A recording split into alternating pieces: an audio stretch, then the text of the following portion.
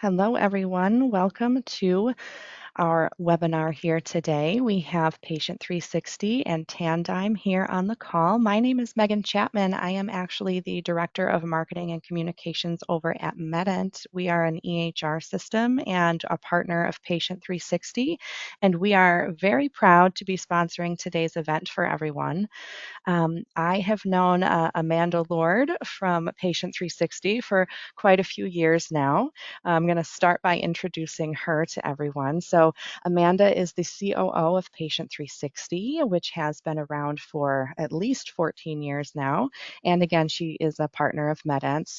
We love working with Amanda and Patient 360 with all of our, eCQM, MIPS, all of those related needs. And our clients have been very happy with that partnership. We also have Tiara Swindell on the phone. Well, you can see her here. She is the Director of ACO Operations at Tandem Health. And she is recognized as a leader in population health management. She was actually honored as one of Modern Healthcare's 40 under 40 in 2024 for her exceptional contributions to the healthcare industry.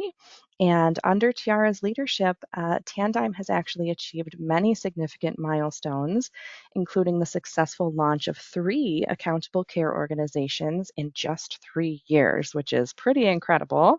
And she also spearheaded Tandem's early adoption of the electronic clinical quality measures reporting, or eCQM reporting, as people on the call probably have heard. They adopted the eCQM reporting in 2022, which was a very forward-thinking approach on Tiara's part, which enabled the company to achieve shared savings both in 2022 and 2023. So she has a lot of experience already in this realm, and we are thrilled to have her on our call today. And before I get started and hand things over, I do want to launch a quick poll for folks who have joined today. Just one question for you. I'm going to hit launch, and you should see it pop up here on the screen. I'll give everyone about 30 seconds. And we're just wondering, when was your first year of APP reporting? Was it, before the 2024 performance year? Was it last year? Or will 2025 actually be your first year reporting with APP? So I'm going to give folks probably 10 more seconds to answer. And thank you, everyone, for joining us live today. We truly appreciate the engagement here. And we're very excited to have this fireside chat with Amanda and Tiara. I'll give 5, 4, 3, 2, and 1. I'm going to end the poll and share the results. It looks like about half and half. So we've got a couple people who have reported for a little bit, but we do have a few folks on who this will be their first year. So we are happy to have everyone here, and we hope that everyone enjoys today's conversation. If any questions come up while Amanda and Tiara are talking, please feel free to enter them in the chat or questions box. You should see a couple of little boxes in the top right corner of your screen. One is a chat box that you can enter questions in, and another one is questions. So either one will work today. And I think that's all I have. So I will end my spiel and hand things over to Amanda and Tiara. Thanks, Megan. Thank you. Gosh, I feel like as Megan was talking about your tenure and mine, thinking, oh, we've been around for a while now. I feel the time has really flown It in the last couple of definitely years, has. us reporting together and just overall the alphabet soup of the quality payment program anyway. So it's flown by, and I've been so impressed in terms of working with you and your team in the last couple of years. I'd love to know a little bit more about, can you introduce yourself? Tell us a little bit more about your journey with Tandem and just an overview in general of Tandem, because I know Megan mentioned in introductory, you've got 3 ACOs that you've onboarded. I'd like to learn a little bit more about that. Yes, of course. So I'm Tiara Swindell, the Senior Director of ACO Operations for Tandem. I've been with Tandem since 2021 and really came in as they were first kicking off their ACOs. Tandem Health as a whole, we're a population health company in the Conshohocken area that's really looking to serve the needs of the Philadelphia and surrounding area community for value-based care. Our three ACOs, very first one started in 2022, that we launched, and subsequently every year since then, including 2024. But thankfully, I will be taking a break from starting a new one here in the next year. But our journey with you guys has really been amazing when it comes to just working through our quality reporting and making sure that we are on track and in the right position to be eligible for shared savings. And in terms of your APP reporting journey, what was the sort of driver in terms of choice? Like, why did you choose to become an early adopter, and sort of who is part of that decision-making process? And are you glad now, looking back in retrospect, what were some of the drivers, but are you glad that you took the journey a little bit early and that you were an early adopter? Yeah, I actually am happy that we did take the journey a bit early. I think coming into Tandime, it was a little bit easier, I think, on my part of a decision to go with the change in reporting. I had been working with ACOs for a few years. We had been through web interface, and as we all know, web interface takes a lot of time to complete in 3 months, especially when you're dealing with a mix of hospital systems, independents, and multiple EMRs that are storing data in different places. So for me, I think coming in, it was really the goal of, can we do it? Um, to see, is it possible? Obviously, looking at the incentives that were happening at the time also caught my eye, that we had that little bit of grace period that we could learn as we went, and kind of take it step by step as we're working to get our participant TINs acclimated to the idea that web interface is no longer going to be around. So that was a big driver and kind of that decision. As you know, we do use eCQMs, and that is our preferred methodology.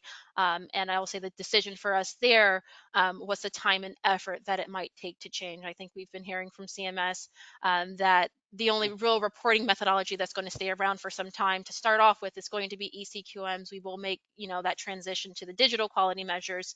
So I really want to do something with our teams that would put us in a position that we did not have to relook at it if CMS changed their mind in the near future.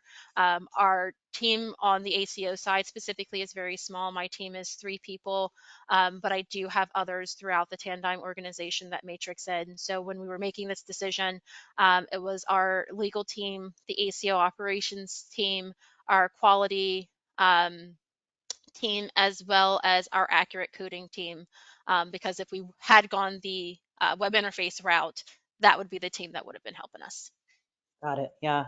And you mentioned, I was just thinking about, and there's going to be others here on this call for sure that have, first of all, you've got multiple ACOs. So with that comes multiple TINs.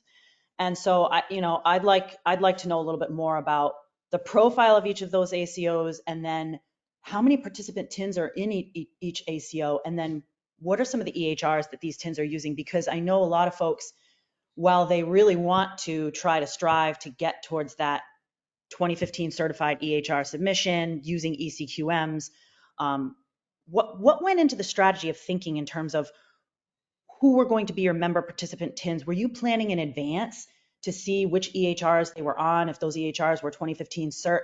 What kind of strategy was involved in that? And what is the overall ACO composition of each at this point? How many TINs?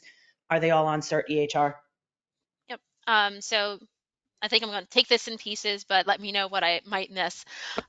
We do have our 310s. All of our participant TINs are on a CERT EMR, as a part of engaging us with an ACO, understanding what EMR they're on, what version they're on, and what capabilities they have on the EMR is a part of our decision making and process going forward. Even if we bring someone new into the ACO in any given year, we will still look to see, what are they doing in their EMR now, and Mhm. really trying to hone in on how they're using their EMR. I think it's one thing to say that you're on a 2015 CERT EMR that gets that threshold that we can use the data to report, but then understanding how they're using it. If they're not using any of the, oh my gosh, I forgot the word that I'm looking for, the standardized boxes that we need to report through, Yep. versus are they actually putting, their A1C metric inside of the written text of the note, Yeah. versus the required field. So we did take a look into that. From an EMR standpoint, I'd like to say that we're pretty small on the EMR side. We have one of our ACOs that only has one EMR, a very large EMR. We have our second ACO that has roughly 5 EMRs, and then our third ACO only has 3. I will say the makeup of each of those ACOs, each of the ACOs EMRs is a bit different because our ACOs are structured, all 3 of them, with a hospital system as well as independent and owned providers, that the makeup and how they're using the EMR does vary. And I mean, to your point, and Megan and I, we've gone through this journey as well with Meta. The documentation portion of this is hugely important. It's not just about whether the EHR is 2015 cert, but it's also the behavior and how the Hmm. providers are actually documenting within the EHR. Are they documenting in such a way that all of the, I say all of the things in air quotes are getting captured and caught? It sounds to me like that's pretty important. Part of the strategy is not only sort of communicating with your TINs in advance and learning about their EHR, but also determining how is everyone, making sure everyone's educated in terms of how to document within the EHR. Those sound to me like they were very important items that you were really strategically reviewing as you were making your ACO selections and as you were making selections of the TINs to become a part of your ACO. So that's some good information. Thank you for sharing that.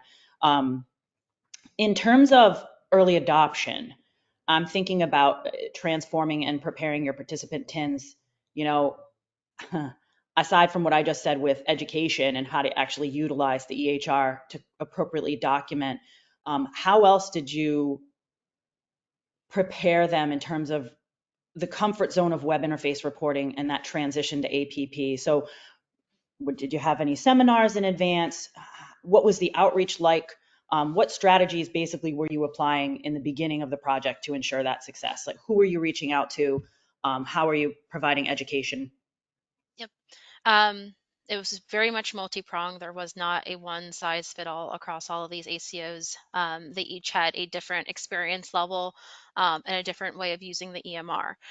What I can say was pretty consistent is that I think the conversation starts with leadership and determining how you want to report. I think having that as the top driver, you kind of know what you're going after before you start to invest and have conversations with the practices is pretty important, so that there's at least solidarity between you and the leadership at each of the practices. Yep. From there, I think getting the involvement of whatever lead physician you might have across these practices is also important. I think across ACOs as a whole, working with the actual physicians is important, but I think it was good to have providers that really understood it and could champion the why, as opposed to just being said that, hey, you just have to do this to participate in X program. From there, we did draft education that could be shared with providers as well as their staff.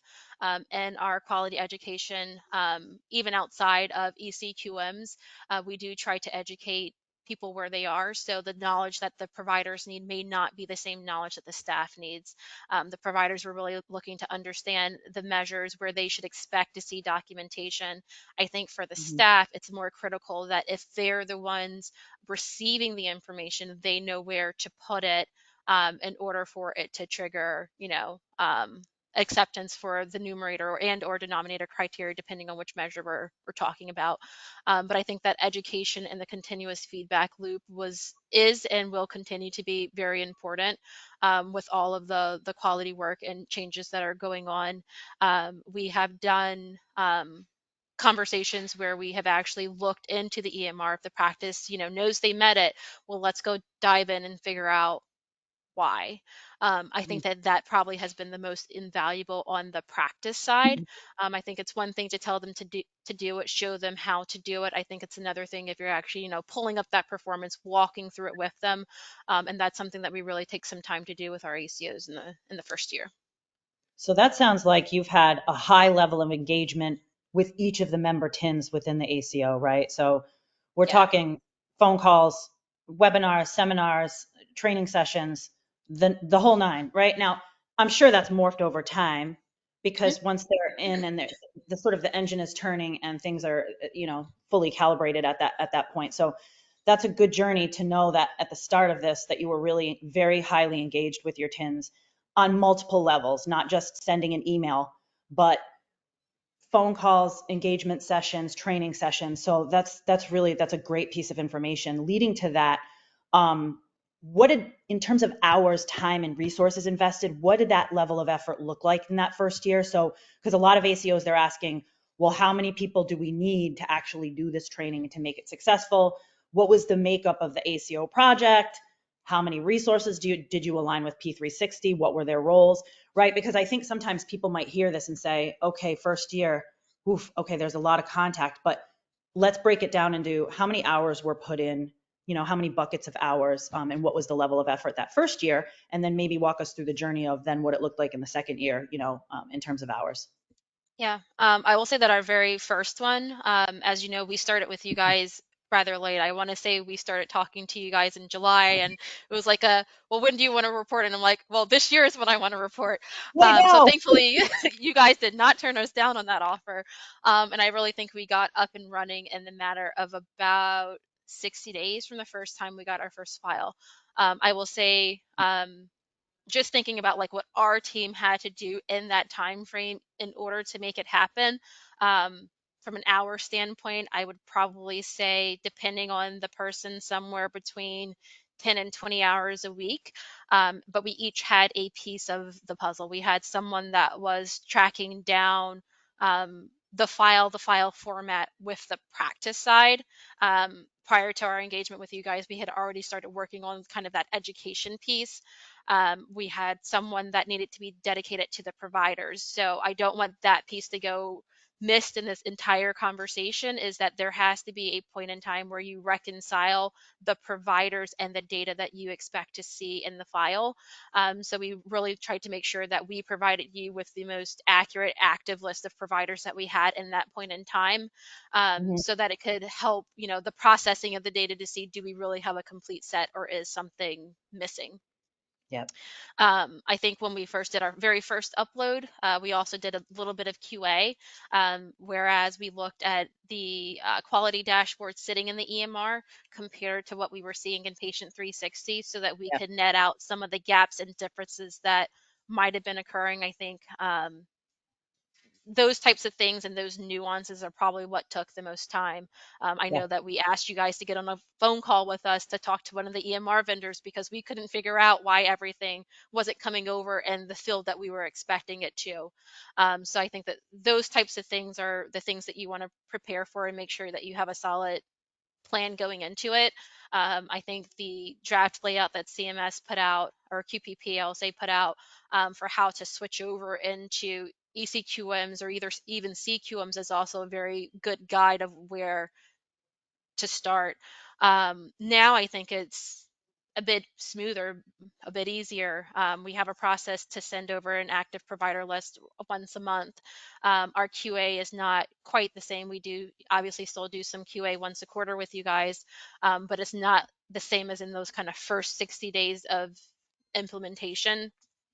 Um, and then, what's I going to say? I think with that, just making sure the practices are comfortable pulling down the files. I think every EMR is a bit different about how you would produce a file, whether it be for eCQMs or CQMs, but making sure that you build in enough time to notify the vendor, like, this is what I'm looking for. Some EMRs you have to pay in order to receive the files, so it's not just the click of the button once you get in there, and you just got to make sure that you're accounting for all the people that you need in there. So if I had to lay it out, I would say you need an office manager to be involved in your kickoff conversation, whoever your quality person is, both, on the ACO side as well as at the practice organization, and then someone that can be a good counterpart with you guys or whoever the reporting vendor is, to make sure that no one's missing a particular step. And I think that kind of open communication that we've always had with you guys is like,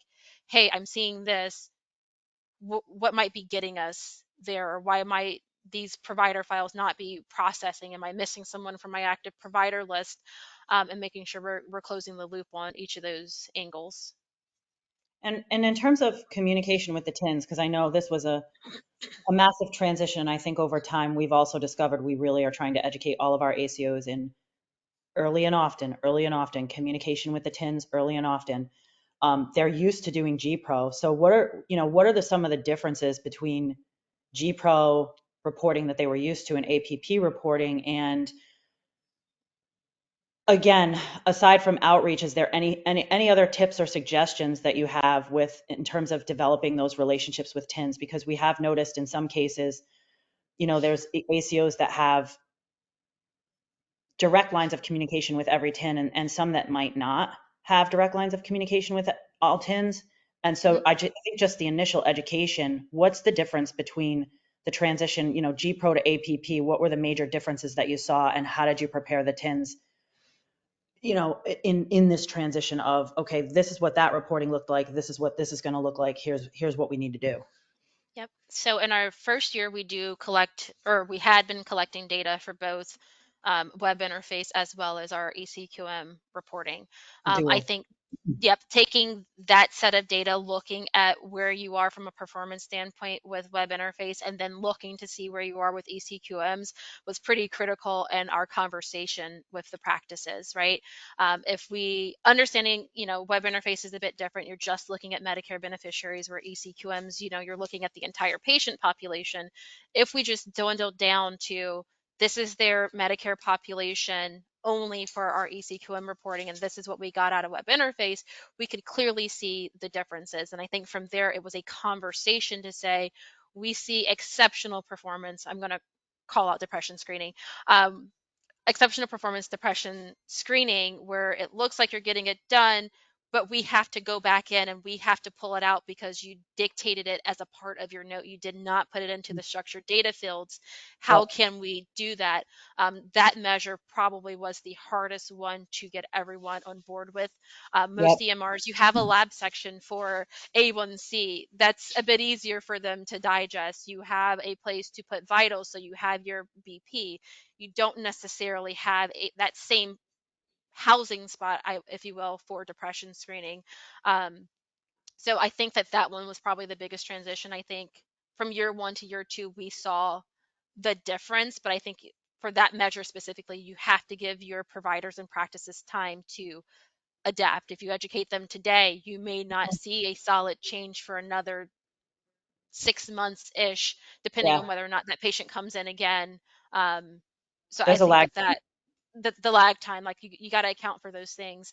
But I think keeping it front and center, we talk to them about their individual performance on a monthly basis from what we can see, and then we present the ACO as a whole performance on a quarterly basis. And we are operate all of our ACOs with a bit of transparency. So if there is a group that seems to be lagging, everyone kind of knows that they're lagging. I know that differs among ACOs, but I find that competitive edge, if you will, that you can pull Mm, into that has been helpful, even at a practice level.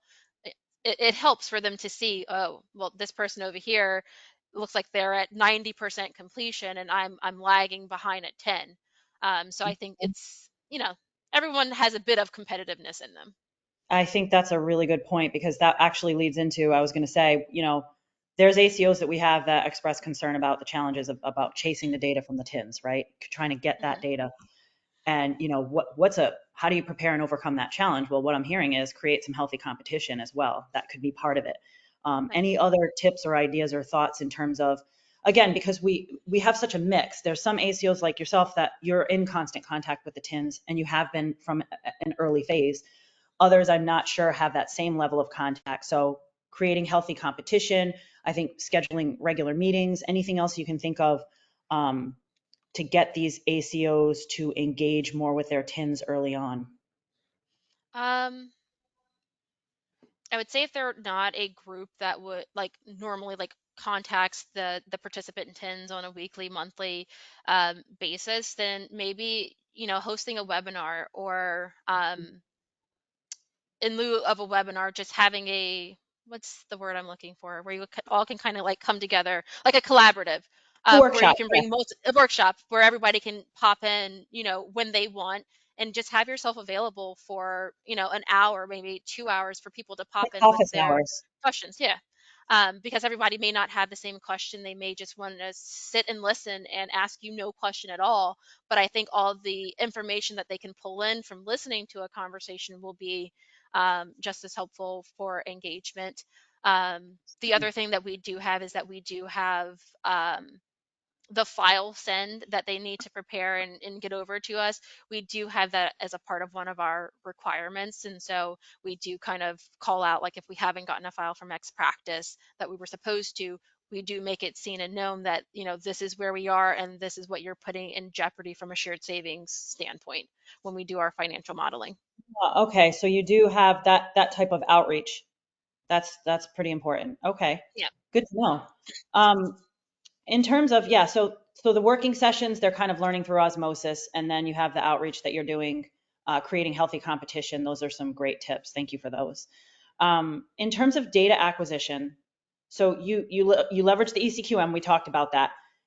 What I know what drove you to choose eCQM, right? But tell Mhm. us a little bit more. Let's hear it again in terms of why, because we know there's other collection types, right? From the final rule that MCQMs were approved as a collection type. We know that CQMs, they're going to allow for another couple of years. There's pros and cons to both, and we'll probably get into Mhm. that more when we talk a little bit about the final rule at the end. But really, at the end of the day, everything is moving towards eCQMs because eventually, so CMS says, oh, we're going to go to DQMs.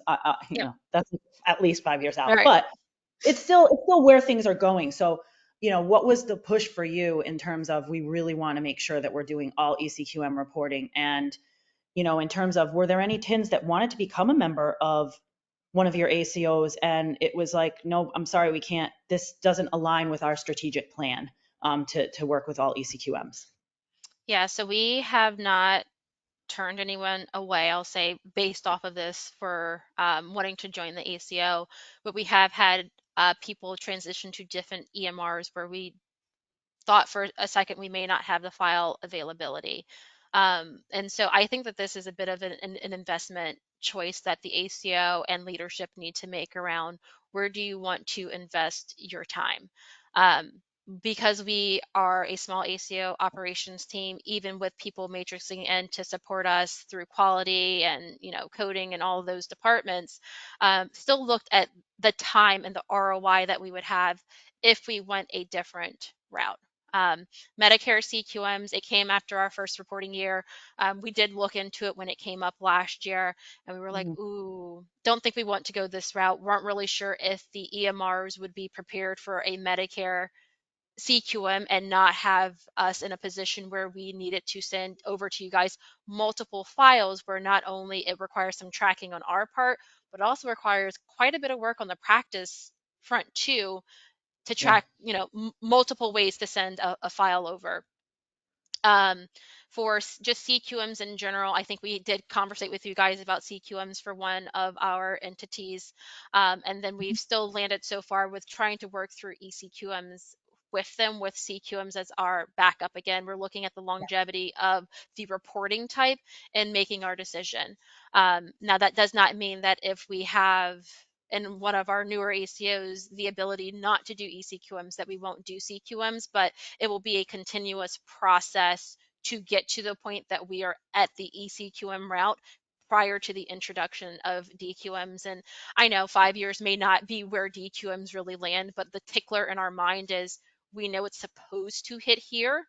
Yeah. How do we make sure that we are there? Because I don't want to be doing a transition from CQMs all the way to DQMs and we kind of miss that required documentation field because Yeah. DQMs is based off of the same thing.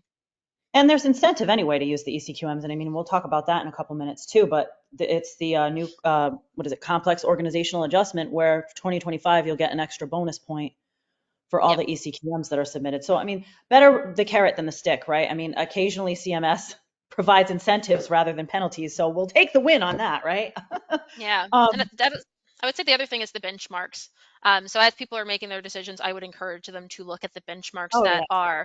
are out there because I do think that the eCQM's benchmarks, at least as of right now, because there's not full-on adoption, they are a little bit lower than what we see for a Which, CQM or a Medicare CQM, even lower than what you would see for, Web Interface G Pro. It's a little bit lower, and so to me, that's also gives you that kind of buffer for a learning curve that you can kind of continuously progress with everyone else.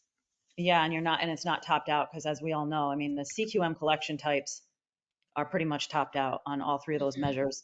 And so it's like, for those of you that don't know as much about benchmarking that are on the call, it's no matter how well you do, unless you have a perfect score, you're not going to get the maximum for, points for the measure. And, and I think for some folks might get a little bit nervous. Well, what about measures that have been suppressed, eCQMs that have been suppressed? It's okay because CMS will use the performance period benchmarks, and we'll talk a little bit about that as well. And performance period benchmarks just means you have to wait until the summer. But even still, performance period benchmarks for eCQMs are still going to be more advantageous than CQMs because the CQMs are already Yeah. topped out. So it's just something to keep in mind, I think, for everyone as you're strategically planning. Should we push towards eCQMs? There's a many reasons now that answer is yes, if you're able to do it. Yeah. So this is something we have a lot of flexibility in who can view the ACO data in the platform. A lot of our clients feel like we talked that the competitive spirit drives. How did you establish data governance? So in other words, who has access to create that healthy competition? Are you accessing everything and then providing the feedback reports to your member TINs? Or do the member TINs have their own access? Because we have multiple configurations, right, in terms of data Yep. government. So it was your strategy. So what strategy did you employ related to data governance, and how did you come to that strategy? Yep. So each of our TIDs can see their own data that they submit to Patient 360. My team and the Tandem team as a whole are the only ones that can see the aggregated ACO roll up. And that for us was just probably a safety precaution. I know you guys have those same precautions in place for who can access what practice, who can see what practice. But we wanted to make sure that we were the ones to see and understand the ACO performance first prior to talking to the TENS. So I think it's a level of preparedness for us that we rather them see their own group. That gives them a little bit of the ability to QA on their own if they so choose. I have to be honest, most of ours don't choose to QA on their own. We do it. Yeah. But if they wanted to, they could go in and see, is this matching what I'm seeing in my EMR? Is it off? Do we think we might have an issue if they wanted to be a little bit proactive? We do take out the entire ACO performance and we present it ourselves and add in a bit of commentary during that presentation so that there's nothing lost in translation. And I think for us, that's largely important because we do have hospital systems in our ACOs. Yeah. Anyone with a hospital system configuration knows that if you have hospital specialists inside of that 10, your performance is going to look naturally lower because most of those specialty types are not engaging with these measures. And Yeah. so we always want to make sure that we have a clear explanation as to what's happening.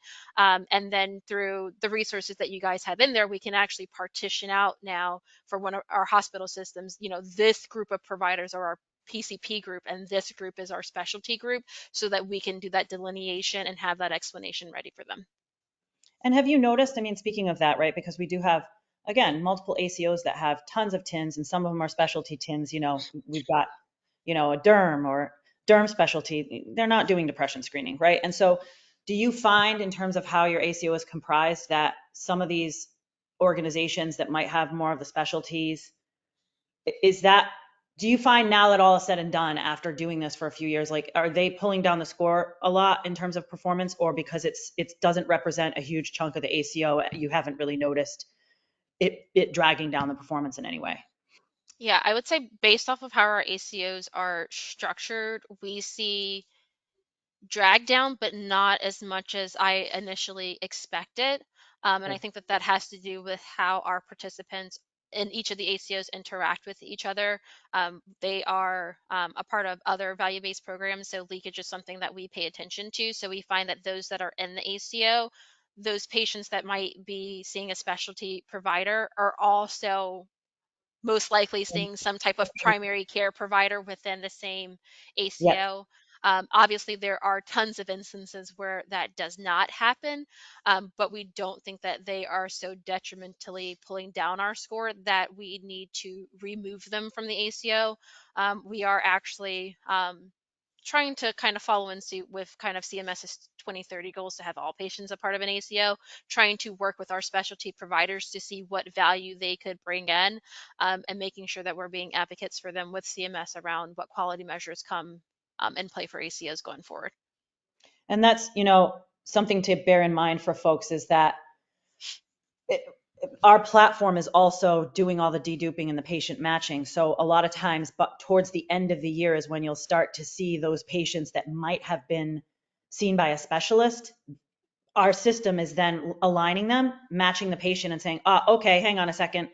But the quality action was actually in fact performed, and it was Hmm. performed with this provider. So that's part of what the software is doing as well. So it's good that in terms of patient matching, that you haven't really noticed a huge drop in performance, and that it kind of auto corrects itself in a way organically, because the patient is being seen, if it's working the way it's supposed to, right? That Right. they're being seen throughout the ACO, and eventually they're going to make their way to a provider that is going to cover the measures that are required in the program. So good to know.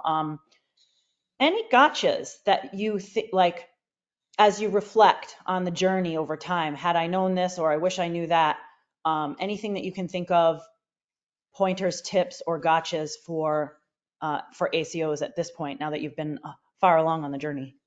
Yeah. True gotchas.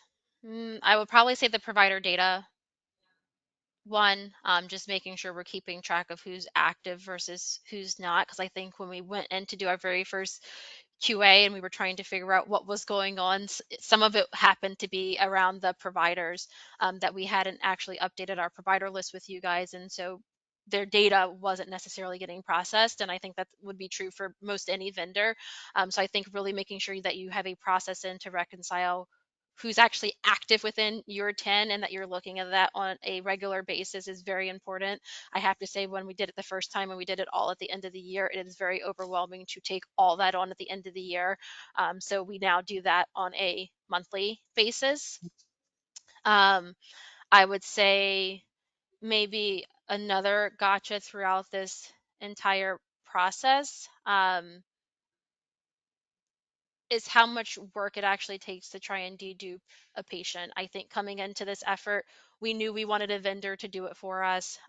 Didn't really have to think about what that entailed. I think we ended up using you guys to guide us through that entire process. You walked us through how you went through your deduping, but I do think it's something to pay attention to. That I've interacted with other ACO colleagues. They find that deduping can be an issue, and I know we pressure tested it with you guys and had no issue in the patient deduping effort.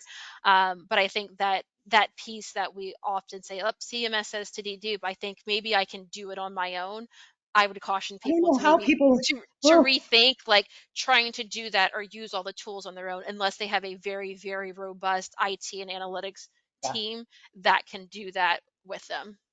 yeah. That's all our software does. Like, that's what it's meant to do, is the patient matching and the deduping. I can't imagine trying to be in an AC organization doing that. No, that would be a lot. So good to Ton of know. work.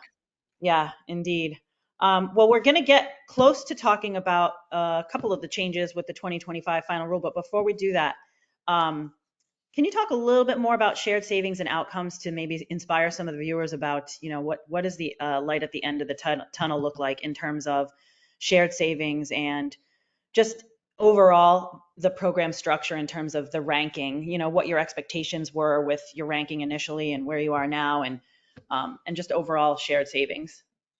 Yep. So I think it was Megan that stated that we have earned shared savings in our first two ACOs. Um, I think that quality played a huge role into that. Our very first ACO, we did dual report. Since then, we have not dual reported for any of our ACOs. Um, I think the threshold was kind of shockingly different. I think seeing how our final performance was in that very first year with web interface versus eCQMs was a very good thing to let us know we had some work to do, Mhm. if we wanted to exceed the thresholds that CMS has put into place. Right now, with where we are, to include the bonus that CMS has offered for eCQM reporting, we have exceeded our threshold, for both 2022 and 2023 for all of our ACOs with our reporting. Um, for us, for a shared savings standpoint, I think that between that and some of the other like cost efforts that we have been working through, our first, our starter ACO this year earned 9 million, and it was 6 million in the first year. And then our other ACO that's a bit newer earned 1 million this year. And that's the one that we're really going to hone into to do some similar work, cost efforts to try and drive performance. We do have one, as you know, that we've been working with that we started with this year, that we've had some difficulty with for eCQM reporting and getting the files and the files just out of the EMR in Yes. general. And so that is one that we're paying very much close attention to figure out how do we progress them forward and don't jeopardize shared savings at all. And I think using the tools that are inside of Patient 360 specifically do help us do that, because you guys do predict the total amount of points for each of the measures of what we should expect. And that has been very helpful, and has let us know in advance where we think we're going to land so that we can look at that in the eye of shared savings. And I would tell people probably to do something similar, that if they're using a similar tool, the tool is helping you predict the number of points, take that back and see what that does to your overall shared savings performance, right? Because you're only eligible for top dollar if you exceed the quality threshold. If you know you're not going to get there, take those numbers and start to dwindle down what you think your shared savings will turn into. And I think for us, especially with our providers being so competitive, that gave us a huge advantage point. Like, oh yes, we need to do a little bit more work because they want all the shared savings dollars that they can achieve. Yeah. Speaking of preparing for 2025 and talking about the final rule, um, I've just been thinking about this over time. What are y'all doing about promoting interoperability, right? Because we do get a lot of questions about that, and we submit promoting interoperability all the time for ACOs, for MIPS, for everyone. But it is in the final rule. It is part of rulemaking in 2025 that most ACOs, most member TINs are gonna need to report promoting interoperability. What's the plan that you have in place for that, and how have you tackled PI up until now? Yeah, so for us, up until now, a majority of our practices were in primary care first on the primary care side. And then our specialty practices that were involved had to always report hospital-based MIPS anyway. Yeah. So it wasn't anything new. I think for our primary care practices, it will be a little bit newer last or not last year, this coming year. What we've done across 2024 is actually similarly to how we prepared for eCQMs, start the conversation, begin to start the education, so that people are not surprised that this is here, this is how we have to report going forward. So I think for us, it was a similar planning where we researched it, understood it, drafted some education, and then make sure that we start pushing that education out to our TINs. Great. And then Megan, what we could do is look at, there's a slide that shows for the final rule, the four measures, the four eCQM, there we go. Yeah, so I mean, let's just land here and stop here for a little while and make sure that everyone knows. I think everyone probably hasn't read through the thousands of pages of the final rule, but you might have read the summary. And so, I mean, there's nothing too earth shattering in terms of we weren't expecting this or we weren't expecting that. In fact, the fact that they did extend the CQM collection type for another couple of years, that's a good thing, because we spoke out about that just because look, there's folks that are just getting started and we're planning on using that method, and it's just to try to change things when already the program is transitioning. We thought it was a little too much, and so good. We're glad that CMS Yeah. did not finalize that they are going to stick with CQMs, eCQMs, and the Medicare CQM collection types. The one additional point we've already talked about, the complex organizational adjustment, and then Mhm. the flat benchmarking for MCQMs. Hopefully that will help a little bit. How are you preparing for 112? So, I mean, really, 112, as you know, is a QPP. It's been around forever. It's Yep. not like a new measure that's been newly created. So for us, we're just kind of dusting it off, recoding it, based on the updated specifications, making sure all the EHRs know that they've got to dust it off. Anything else that you can think of that we should be doing to prepare folks to get ready to be able to report Measure 112 in 2025? I would say the same thing to prepare to report for any of these measures, which is really looking into the documentation and where it's landing.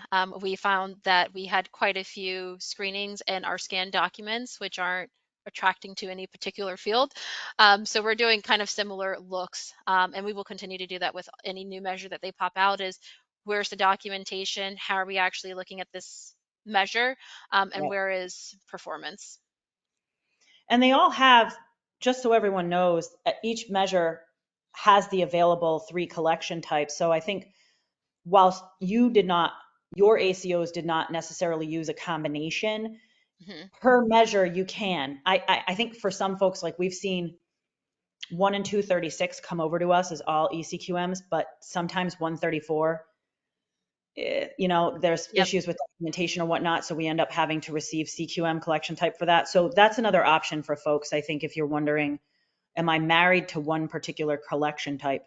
Per measure, you have to use the same collection type, but you can use a different collection type for different measures depending on your needs and where you are with the EHR and how the data is being captured and documented. Anything else that you can think of that we should visit in terms of, like, how about 134? How did you tackle, again, it's the, did you do the depression screening? Yes, I did. Okay, screen positive. And then you have to go that further step that you documented that the screening was positive and you provided, a follow-up, right? Yep. I think that is the part that really gets stuck with the education. And so we have educational resources that we provide. Were you providing any advanced sort of strategic discussions or meetings about Measure 134 specifically? We did. We actually have had a lot of conversation about Measure Yeah. 134 and documentation, very specifically for when it's positive. I think most are okay when it came to a negative screening. I think it was the positive.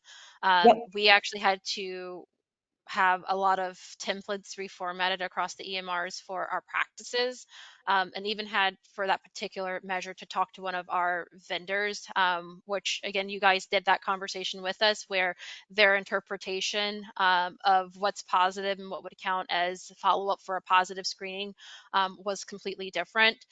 So that is a measure that I would absolutely pay attention to just because it has multiple parts to it, and Yes. that difference in interpretation, even if you're documenting it right, if the EMR vendor is doing something different on the back end to pick it up, it has huge implications for what you will see as your final performance. And we've definitely seen that across, honestly, probably 75% of our EMRs where we needed to go back and do something where we could see the documentation, but it wasn't actually being picked up.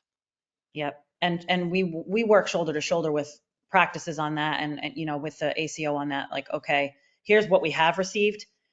And then we kind of provide a comparison overview of, okay, do you see where this SNOMED or LOINC or value set should be located here in the Mhm. QRDA1 file? it's it's not been picked up here. Here's what a successful one looks like when it's coming through with a positive screening and all the things were done. We kind of, I say in air quote, show them all the things. This is Yeah. what a successful one looks like and compare, and then have the ACO members go back, do the homework, work with their TINs and their EHRs to get that updated in a way that we're going to receive it with performance met, so there's a successful performance. Yeah. Let me pause for a second because I know we've been yakking away over here, and see if Yeah. there's anyone on the call that has any questions for us, or wants us to revisit any of the topics that we've covered. Yeah, so we just had a great question here from Teresa. She's wondering, is there any community forum to talk about specifics about data collection for depression screening across ACOs? It seems like there are some automated processes in place to see these topped out performances. It's a good question.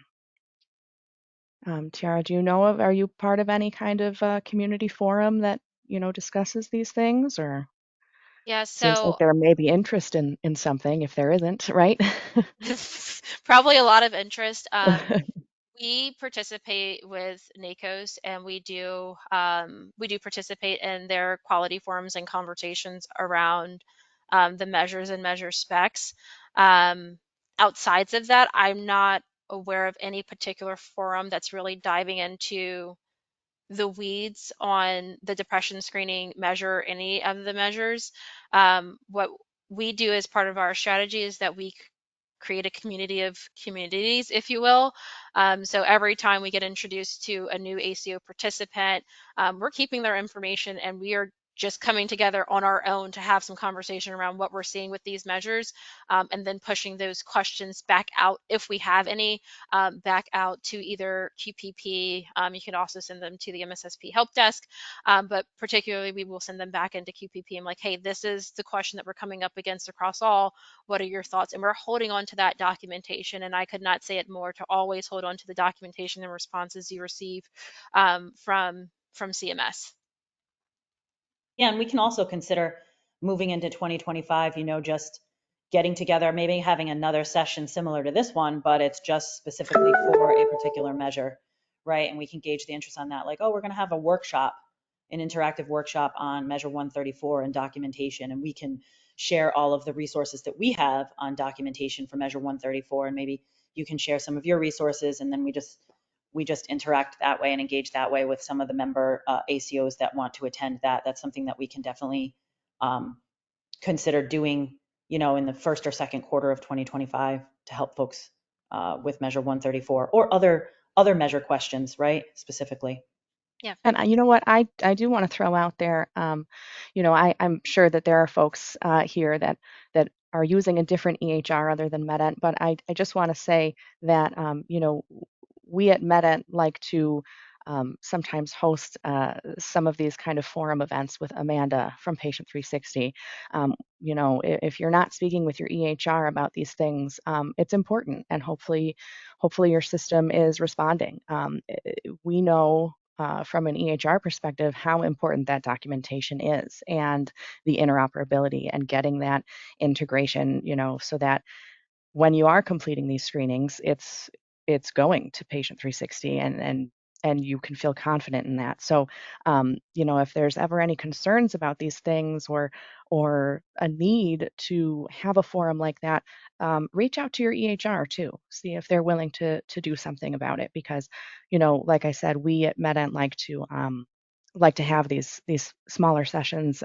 We usually like to do them at least twice a year, sometimes more, with Amanda, to see if our clients and users have any areas they're concerned about, and we're constantly working on, improving that documentation process for folks.